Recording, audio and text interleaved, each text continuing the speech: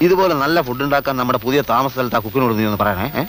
മൂക്കുമുട്ട തിന്ന് കിടന്നുറങ്ങാൻ വന്നവരല്ല നമ്മൾ.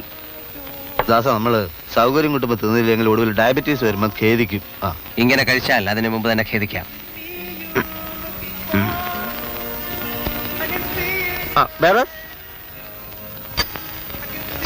Fried rice എത്തിയില്ലല്ലോ. ഉടനെ എത്തിക്കാം സാർ. പെട്ടെന്ന് ആയിക്കോട്ടെ. ശരി.